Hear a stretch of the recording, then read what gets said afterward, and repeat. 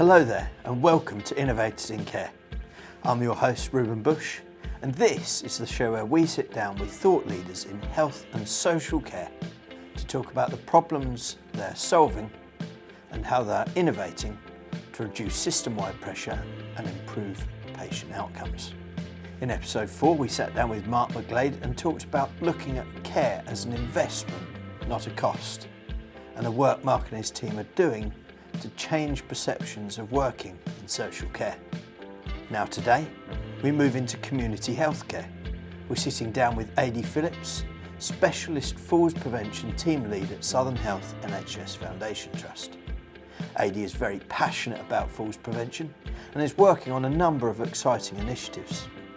In this episode, we dive into starting the falls prevention journey much sooner and working collaboratively with patients and families for the best outcomes.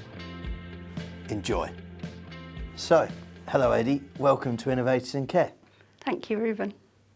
I think it'd be really good, Adi, if we started off with you could tell us about who you are, your background, and sort of your role historically and how you got to what you're doing now. My name's Adi Phillips. By background, I'm a nurse. I've actually been nursing 35 years in total this year, which is quite scary. Where's that time gone? I started on the inpatient wards working on a stroke unit, moved across to a haematology ward, and then when my children was quite young, worked on an older person's unit. As they began to get a little bit bigger, I needed to work with hours that fitted around school shifts and everything. So I moved across to the day hospital in about 2000, got very much involved in rehabilitation and health promotion and prevention work. So I've worked in the community care teams, done some shifts in care homes, worked in the community, and then 10 years ago started work in the falls prevention team in Southern Health. That's good, thanks Adi. Tell us a bit more about Southern Health, what Southern Health is and what you do there. Southern Health is quite a large trust, community trust, working with people with mental health needs as well as physical health needs. It's split into 5 divisions, of which the falls team that I'm part of is based in the southwest, but we're actually a team that covers the whole trust. So we work with people in our physical health wards, our older persons mental health wards. We've been spending some time recently in our adult mental health units as well, but we also work very closely with the community care teams and the urgent care response teams and frailty teams. So more of a resource for those teams than actually going out with them as such, but we might work alongside new starters in a preceptorship role, upskill them in how to complete a multifactorial falls assessment, discuss complex cases, get involved with troubleshooting and ideas for actually how somebody could be managed in the community, have those difficult conversations with family members about the fact that actually they've had quite a lot of input from the community care teams and actually they need to either accept the ideas and support that the community care teams are saying need to be put in place, or they need to consider alternative care arrangements or moving home. So it's that balance sometimes. If when you go into somebody who may be a repeat faller, is it actually safe for them to continue being where they are?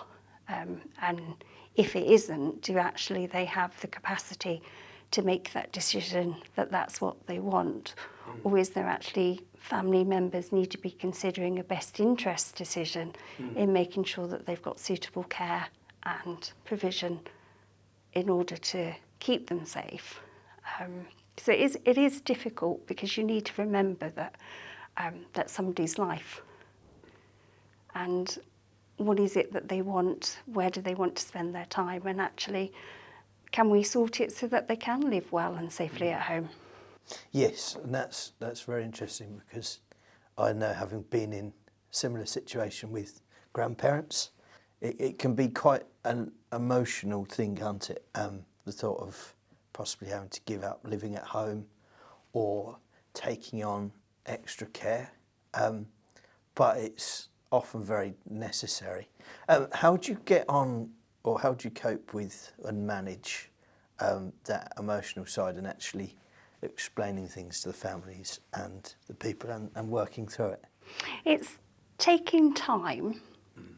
It's listening to the people and thinking, what are you telling me?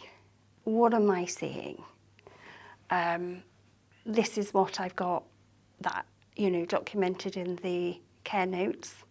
I can see the number of falls that you're having. I can see the type of things that are triggering the falls, for example, the fear of falling. So actually then not drinking enough, not going to the bathroom because you're worried that you're going to fall, and actually because you're not drinking enough, you're then actually exacerbating the condition because you're ending up with a urinary tract infection, which is then causing urgency, causing falls, causing confusions, and resulting in maybe an ambulance call out or a hospital admission. And trying to work out whether or not that's something that they're able to put things in place, and that could be the use of using prompts on Alexa, that could be using telecare, that could be working with the care agency to make sure that when they come in and visit them at home, that they're actually making sure that the person's got a drink, that they can go and access refreshments themselves, that they've actually gone to the bathroom, so they've seen them walk and move, so there's not a change in mobility. Or it could be using other resources, sort of like thinking, have they gone to the church groups? Have they gone to the local lunch clubs? Are they still going out shopping? And really sort of like thinking, what is your social routine? Are you seeing people? Are you meeting people who would keep an eye on you? And then thinking, are you going to be safe? And if you were on the floor, what would happen? Could you get help? So as a team, we have used the razor chairs to actually get people down on the floor and say, look, we've got the razor chair. If you can't get back up, it doesn't matter because we've got a method of getting you back up. But I want to look at your plan as to how you would cope. How long would you be on the floor before somebody knew that you were coming? Because you've said to me that you don't want a lifeline. Or maybe you don't carry with you a phone with you, so you can't get help.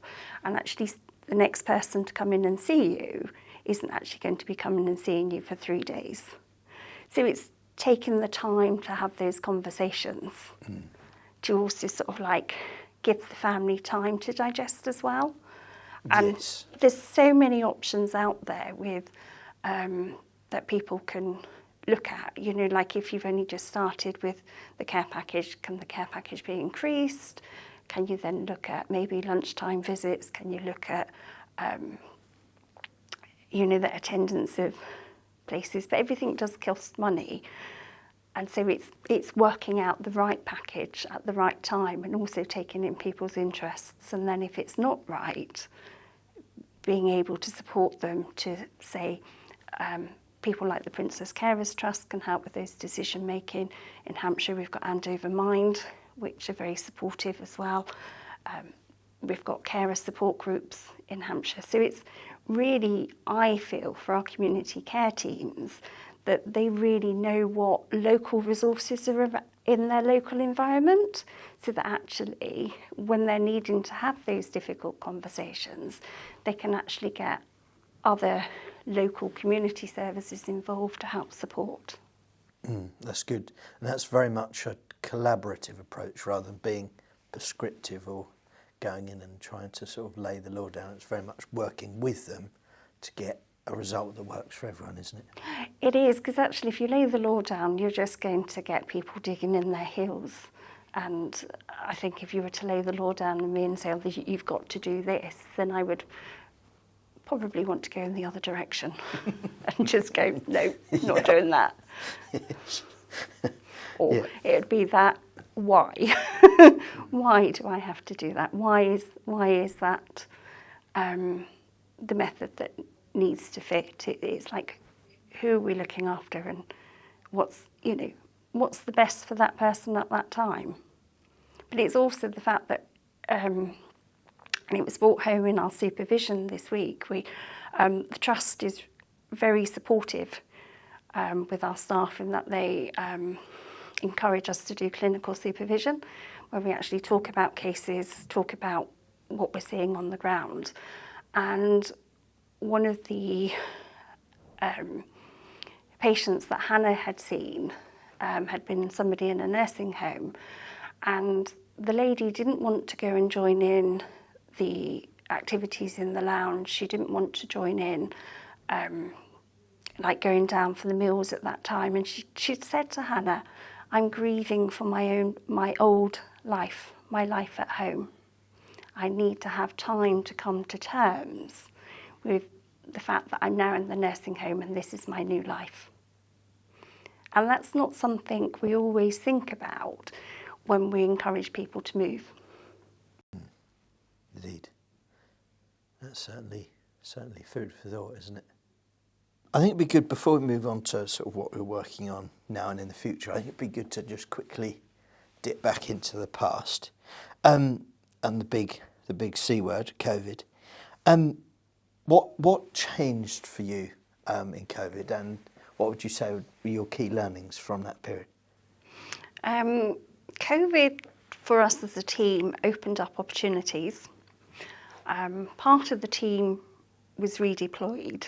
So I went and worked on the older person's mental health ward at Alton, which we had COVID patients in the ward, and Hannah and the team went and worked in the community care team, but we came back and worked one day a week within the Falls team, just overseeing incidents and chatting to people on, at the time it was via Zoom calls. But what it did, it opened resources for us, in that there was the time to try new things. At that time we developed a Zoom class for people who needed to do exercises who'd probably have gone previously to do the NHS balance class. It gave us the opportunity to use Zoom and team meetings to actually have conversations with people on other units and wards, to be able to see them.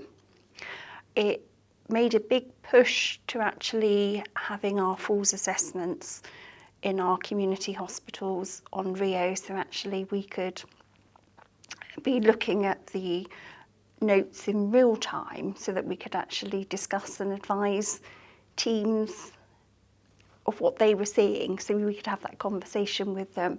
We could have a trawl through some of the notes to have a look and see, had they actually done that assessment on the floor? Had they actually used the proper equipment to get them up off the floor? Was there any mention of any call bells or anything of that put in place? And it gave us also the time to actually have a look at some of the projects that had been in place, but also the opportunity for us to have a look at the NHS balance classes, because they were put on hold face to face. So it gave us a chance to kind of have a look at the numbers that the teams in the community were seeing across Hampshire, and have a look at how successful the classes were in terms of, were they actually making a difference to people, because we actually only do the upskilling section of the FAME programme for falls prevention of 12 to 14 weeks, whereas actually the evidence for falls prevention programme is based on exercising for at least 30 weeks, 50 hours, so that you get the prescription dose needed to make a change. And whether or not we were giving people that key message about the fact that the exercises we're giving you are for life. It should be lifelong exercising, because actually you need to be moving in order to keep well and keep strong. And one of the things that we noticed is, in the different areas, the demographics of the areas very much played into how well people did following the classes. So, for example, in Gosport, they had a very good NHS balance class run by really experienced instructors. People attending them really enjoyed the classes, but there was nowhere for them to continue the classes in the community. So there was a gap there. There was nobody to join on to. In the New Forest, again, the classes were well intended, but there was an issue for a lot of the people attending those classes with transport because they were 10 to 15 years older than maybe the people in Gosport or Alton. So for them, unless they had transport, they couldn't then get to another class to continue them and carry on. And the New Forest isn't very good on, unless you've got a car, you don't necessarily have a very good structure with catching a bus or a train or whatever to then go to a class. Whereas in Alton, the NHS balance class actually took place in the leisure centre where the follow-on class was run. So the class which was run by the instructor was quite a high-functioning class run by an experienced physio who really pushed the people in the class. And actually, because they were attending a place that was familiar with them, they got to know the leisure centre staff, and there was about a 60% take-up of people going from the NHS class into the community class. So we're looking currently at the moment of where we're running our NHS balance classes. We're focusing much more on working with our the leisure industry within Hampshire, with the support of Hampshire County Council as part of our Better Balance network. We're working with steady and strong instructors as well who run classes in the village halls to see if we can actually make sure there's a really good network of classes across Hampshire that people can go and then exercise long term. And another part of that, which is where I probably first really met the razor chair, is actually we were looking at what people were teaching in those classes and whether or not we were actually doing that backward chaining where we're getting people down on the floor and what was stopping people. And actually the fear of having somebody on the floor and not being able to get them up did make people very cautious and very safe. So actually demonstrating the razor chair or even the Mangaralk or a different way of this is how we're going to get you up from the floor if you get stuck does mean that people are more willing to try. They're more willing to then think, oh no, actually this is fine. I can do the lunges. I know if I work on the lunges, I'm going to build up strength in my legs. If I work on my sit to stands, that's going to build up the quad strength. I should give it towards sort of like, 8-9 weeks of attending the classes. I might be ready then to get down on the floor and have a go at some floor work. And that makes a big difference, doesn't it, improving the outcomes, doesn't it? It does. It does. It's that mix of messages. It's that how we're going to keep you safe, the fact that we know what we're doing, but also the message that you need to be doing this or you need to be doing exercise for life, and hopefully we're going to progress you on to doing something that you enjoy. Because if you enjoy the exercise, enjoy the moving, then actually you're going to stick with it. And if you're physically fit, then if you do catch a bug, you're going to manage to get better quicker from it. Yes, okay, that's good. I think that brings us on quite nicely to sort of looking to now and to the future. What new projects are you working on at the moment? As a trust, the South West Division are looking at the evolution of the virtual ward with the frailty team and the UCR teams and how that's working. So that's quite exciting. It's, that hospital at home approach, that keeping patients where they want to be, but actually being able to care for them. As a team, with the falls prevention team, we're probably going back to basics. And when I say that, what we're doing is we're doing work with our community care teams in that we're going to visit each team, we're working with them on what makes a good multifactorial falls risk assessment, getting them to have a look at the resources in their community. Louise Minnes, one of the therapy leads within the Southwest, has come up with a novel database for their team, which people then update so that actually they've got a local list of services so that everybody knows the information rather than one person in the team knowing the information. So it's really back on how do we communicate with each other, as well as to what resources are out there and what might support somebody, but also that looking at what makes what actually makes it a falls assessment, and then what do you do with the falls assessment once you've actually done the assessment, and where are the gaps in each area, so that actually we can then let the commissioners know that actually I've got this patient, actually I think they need a helmet because they're repeatedly falling and hitting their head, but how do I get the helmet? Who funds it? Where, that resources, and who do I go to for advice? So it's tying up all of those loose ends. We're also working with the Hampshire County Council with the community steady and strong instructors. So each month we're visiting a different steady and strong class. We're doing a talk with the people who are attending that class on what to do if they fall, making sure that that they're thinking about have they got a plan for getting up from the floor, giving them the opportunity that if backward chaining isn't part of their steady and strong class to actually have a go, because we're taking with us the razor chair. So we do a quick demo of that first. That's going down quite well with the classes that we've gone to. And it's one of the ladies, we heard from her the other day to say that actually she's been practicing when her family come round, getting down on the floor in different rooms. So she's got a plan in place. And another lady's actually got herself one of the oyster pendant alarms, so that when she's going out for a walk, she's got a way of actually contacting somebody that she's in trouble if she needs it. So yes, okay. People don't actually need the information probably on falls prevention until there's actually a problem.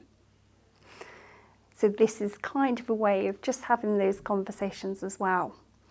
COVID actually also gave us the opportunity to put our Falls Friend talk online. So we have a monthly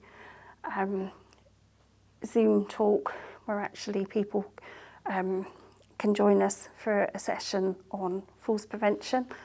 And we've had family members who are in America and I think it was New Zealand actually joining those talks. Okay. So you had the person in Hampshire and the children in different countries actually come and join the Falls Friend talk on Zoom. So that's quite a nice thing to be able to do. And we've very often find that we've got a whole nursing home that join in one day, or we've got a different team, maybe from the WRI, that have said, come and talk to us. So we're trying to sort of like really look at that early prevention work. What is it that we can all do? Yes, and that's very good. And I remember the previous episode speaking to Mark McGlade from Home Instead. He was talking about often with care and the family and making decisions, they don't do anything or think anything about it until suddenly there's a crisis, and then decisions have to be made very quickly. So actually what I was saying is about encouraging to start thinking about it earlier, so that there's things in place before there's a crisis, and actually getting a bit more support in earlier and doing the right things can mean that they can stay at home for longer, or that the person is actually healthier for longer. And that's exactly what you're talking about, isn't it? Yeah, that ageing well. and living life well, not just existing. Yes, yep, that is very good. At the beginning of your answer there, you spoke about virtual wards. That sounds very interesting and exciting. Could you tell us a bit more about what they are and how you're working them? There's money available from the government this year for a lot of CCGs, or the business units as they're now called, and looking at divisions and looking at how they actually work and what is it that people need. But actually having the virtual wards means that if you've got somebody at home, they've still got that access to that medical overview, and might have antibiotics at home, they might have fluids at home, the bloods will be taken, somebody's looking at those bloods, they're making a medical decision as to whether or not they're safe to stay at home or whether or not they do need to come in for further investigations and treatment. But it also means, because you've got the therapy teams and the district nurses involved, that they're getting the right dressings, they're getting their insulin if they need it, they're having that home assessment for equipment and that support. So some of our patients who would previously have been had an ambulance call for a fall, they might have been picked up from the floor instead by our frailty team or our falls cars, and rather than conveyed from hospital, they're being treated at home. Yes, okay. And there's obviously a benefit to the patient of living better, but there's also a system-wide and cost benefit there, isn't there? There is a saving to keeping them at home. If you transfer an older person to hospital, the likelihood of them falling in hospital is quite high because they're unwell, but also because it's a new environment and they don't know their way around, so they're more confused. So actually, keeping them at home might be the safest place for them, because there isn't that environmental confusion on top of being unwell.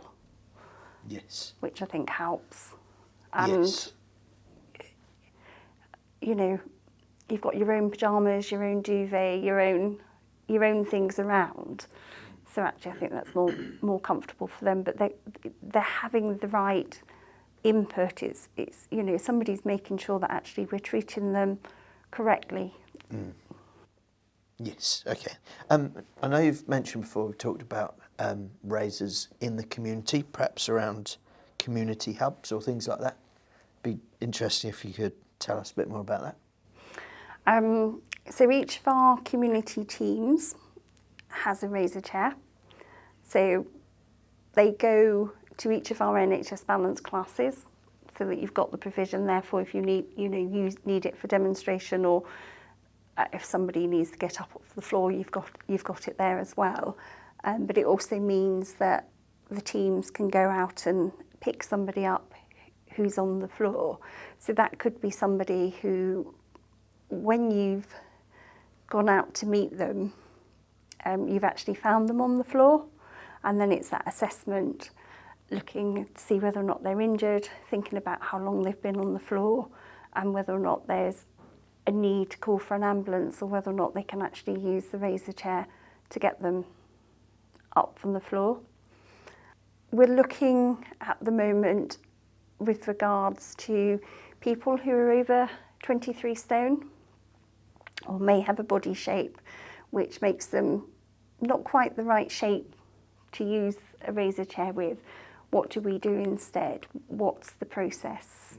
And at the moment, our process is that we would have to call the ambulance because they have different equipment. But it's looking as to whether or not that's what we should be doing. We're also having a look with patients who, the repeat fallers, whether or not we can actually issue lifting equipment for there, and thinking about where is it that they're actually getting stuck or falling. And for one patient who was actually getting stuck in the bath because they forgot that they couldn't use the bath, they kept using the bath, we've actually looked at the manga cushion rather than the razor chair, because that suits that need instead. So it is matching up the right equipment to the right person. But it's also thinking about we've got somebody who might have a fall, such as the lady I met this week, and when she does fall, she hasn't actually got the physical strength to roll over, get on her knees and get up.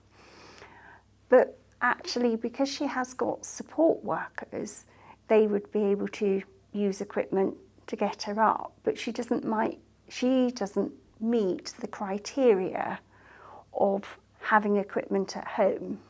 Okay. So it's kind of like, where do we go there? Because in that situation, they have to call for an ambulance. And it might be that actually the ambulance would then redirect them to our community care teams because the person was non-injured, so they wouldn't need an ambulance. But for them, it's kind of like, well, actually, I could go and get a chair from somewhere, or somebody could bring it and we could then use it and then return it. So it's kind of looking, is there a way there actually we could do that model? Would it, how could we make it work? And actually, we know for those support workers, they've had manual handling training, we know they've had first aid training. They'd be able to know if that person, because they know them really well, needed an ambulance or not, but they just couldn't physically get them up. So Yes. Lots of work still to do. Yes, okay. So that's almost like the defibrillator model, isn't it? Yeah. Yeah, I would. Yeah, I would like that. With the defibrillator model, though, you can't shock somebody if they don't need to be shocked. Whereas actually, with the razor chair, you could lift somebody with a fractured hip and cause more harm. So it's making sure that like you're helpful does help with that. And I think what I need is I need almost like a flow chart, so that it, as well in the hospital, because it's kind of like in our hospitals we've got the hover jacks, but actually there was an incident the other day where somebody had a fall in the bathroom, and for the privacy and dignity of the patient, it would have been kinder to have used the razor chair rather than use the hover jack. Yes. Because we had to bring the patient out of the bathroom on the hover mat into the corridor and put screens around to then lift them up on the hover jack because of the space. But actually, the razor chair would have fitted in the bathroom. Yes. Okay. So there's work for us to do there as well. Yes. Okay. That's interesting. Thank you. So where do you think falls response work, and I suppose in particular falls prevention work, should be going in the next few years, Adi? I like the fact that you've split it into falls response and falls prevention. So from a falls response work, I think it's making sure that people know how to assess people for injury. I think they need to be able to identify the deteriorating patient, and I think they need to know where to get the right care and the right treatment for the person. And then they need to be able to feed them into the right rehabilitation to make sure that we reduce the number of falls that happen again. With regards to prevention work, I'd like it to start much earlier. I'd like it to start when you have your health and wellbeing check with the GP surgery at 50. I think that's a missed opportunity at the moment, where they may check, your cholesterol and check your blood sugar. But actually, I think they should be talking about, how are you ageing? Are you eating well? Are you drinking well? Are you exercising and moving? What's your balance like? Because they could very easily do, the outcome measures such as 5 sit-to-stands and see, have they got that quad strength? They could look at whether or not, how many steps it takes them to do a 180-degree turn, and whether or not they're overbalancing, whether or not they can actually stand on one leg for 45 seconds, and then look at ways of improving that strength and how they actually get their activity and move more. Yes, okay, that's good. Prevention is always better than cure, isn't it? It is. We're living longer, so we need to live better to enjoy it, not live a long time with ill health. Yes, okay, that's good. And then moving that on a bit, So this is quite a big question. If you were in charge of community care at NHS England, what would be your key priorities? What would you change? What would I change? I'd probably divide rehabilitation work from the routine community care work. Okay. I'd make it two separate streams, because if you've got a priority come in, something that's urgent, you're going to respond to that. So the routine rehabilitation work might then not get done. So actually, if we spent a little bit more time making sure that actually somebody was back on their feet properly following a fall or a hip fracture or coming out of hospital, then maybe they wouldn't need our services so quickly. I'd also look at the social care model, because very much at the moment the social care is very much focused on, are people eating and drinking, let's get your pad changed, and they're only maybe given 20 to 30 minutes to actually go in and do those visits. So they probably need a little bit longer, because if you've only got 20 to 30 minutes to do that care for somebody, rather than actually assist them to walk to the bathroom, you're probably going to take them the quickest way, which might be a wheelchair.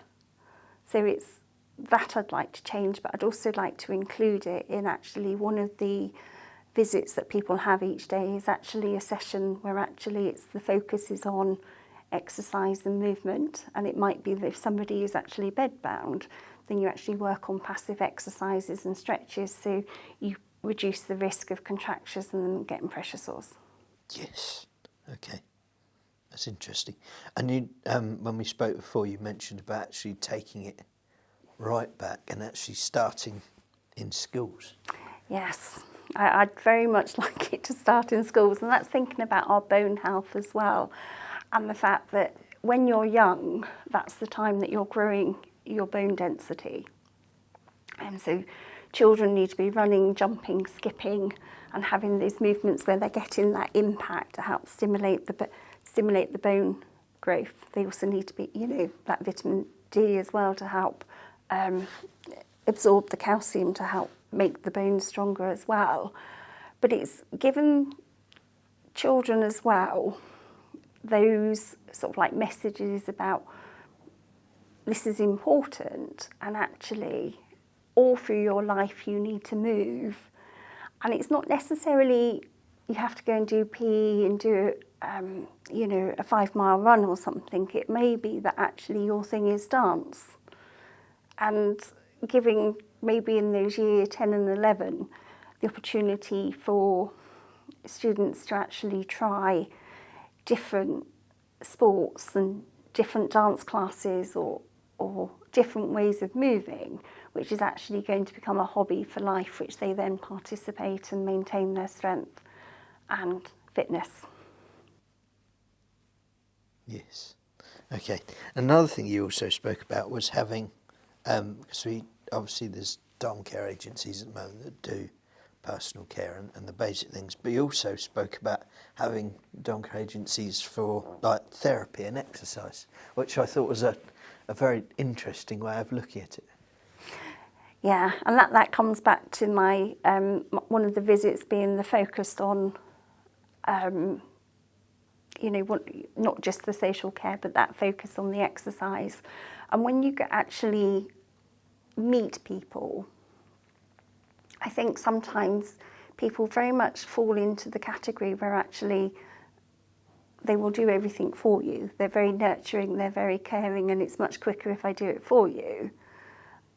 So you also need those people that are actually going to push you and make you do it a little bit more. And it's having that time and having that focus. So is it actually that you train everybody up, or it needs to be a separate service in addition, or it, this is what you need to come and do on this one. But there is a scope, because people will do the exercises very often when they've been to see a physiotherapist for the first 4 to 6 weeks, and then as soon as they're feeling better, they stop doing the exercises. whereas actually we need them to continue to do them. And very often just doing the exercises on your own is boring. It's that motivation, what keeps you exercising. Some people love it. I'm teach a class on a Saturday morning, which means then that I continue to work on my strength and balance because I'm actually going to teach a class. So, it's in my interest to teach it because then I do it myself. So for me, that's one of my motivations for keeping strong, but also the fact that I don't want to be in 20 years' time having somebody from the community care team come back and say to me, you said, make sure you drink plenty, make sure you eat your greens and your calcium, make sure you exercise. Yes, indeed. Okay, that's been very insightful, and I think we've covered a lot of interesting ground there, Adi. Thank you very much. Thank you for having me. No problem, thank you for coming. Well, there you have it. We covered a lot of interesting topics in the interview, and I, for one, have a lot to go away and think about. I guess the two main points that stuck out to me were, number one, starting the falls prevention journey much sooner, rather than waiting until there is a crisis and urgent care is needed. Prevention is always better than cure when it comes to falls. Secondly, the importance of working collaboratively with patients and families to find the best solutions and outcomes, and then the myriad benefits this has for everyone that's involved. So, that's episode 5 of Innovators in Care. Thanks for watching, and we'll see you next time for episode 6. Thank you, and goodbye.